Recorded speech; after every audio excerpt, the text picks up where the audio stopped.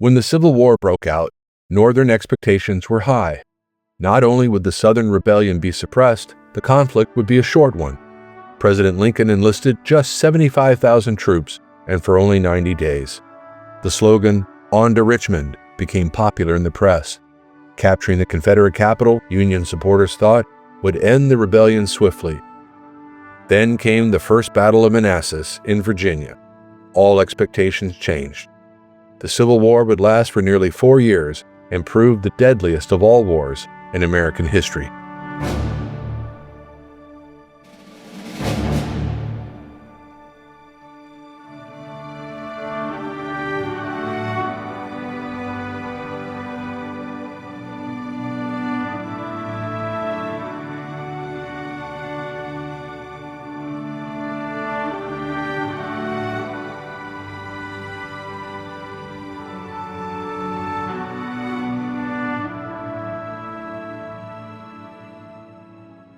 On May 20, 1861, the Confederate capital was officially moved from Montgomery, Alabama, to Richmond, Virginia.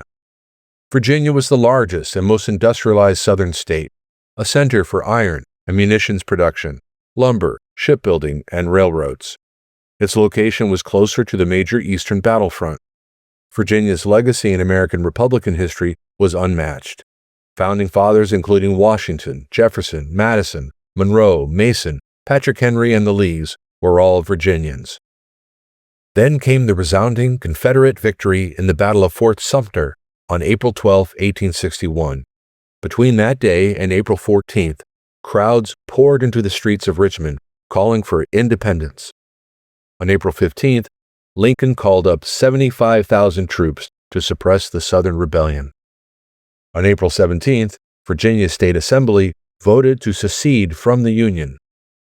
Of the 139 delegates who voted, 87 voted for secession.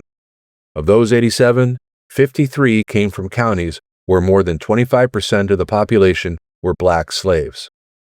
Of the 52 delegates who voted against secession, 39 came from counties where less than 25% of the population was enslaved. On April 18th, one day after Virginia voted to secede, and at the recommendation of General-in-Chief of the United States Army, Winfield Scott, President Lincoln offered Scott's fellow Virginian, Robert E. Lee, command of the Union Army. Having graduated second in his class from West Point, Lee had spent his entire career in the Army. Now at age 54, he told Scott, "Save in defense of my native state, I never desire again to draw my sword." Scott answered, "You have made the greatest mistake of your life." Lee resigned from the United States Army and became the commander-in-chief of Virginia's military forces. Like Scott, some Southern officers remained loyal to the Union. Among them were Virginian George H. Thomas, Tennessean David G. Farragut, and North Carolinian John Gibbon. In May, Virginia was admitted to the Confederacy. 2 months later, on July 21, 1861, the first major battle of the Civil War took place in Manassas, Virginia. The South called it the First Battle of Manassas. It was known by the North as the First Battle of Bull Run, for a stream nearby.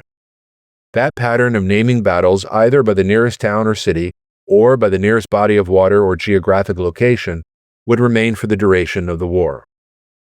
The battle place was a strategic location because of its proximity to the Confederate capital at Richmond and even closer proximity to the Union capital at Washington. Brigadier General Irvin McDowell commanded the Union Army of northeastern Virginia. General P.G.T. Beauregard led the Confederate Army of the Potomac, with reinforcements under General Joseph E. Johnston. On the Union side, about 35,000 troops were present, though not all were engaged at once. The Confederates fielded roughly 32,000 soldiers.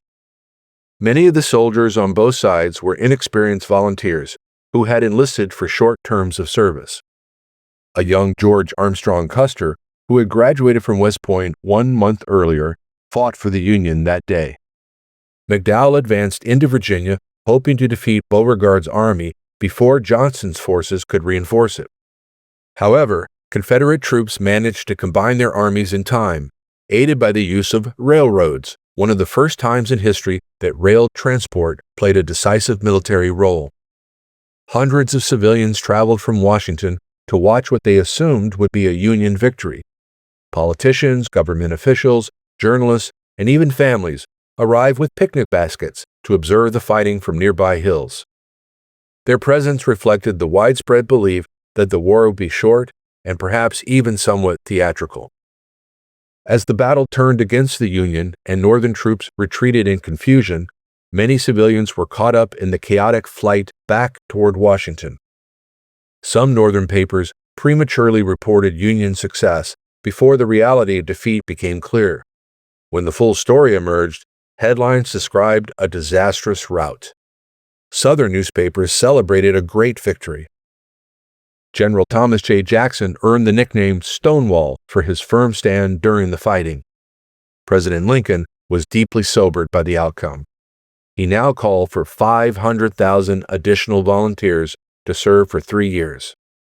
The effort to suppress Southern rebellion was to be a prolonged and devastating war between the states.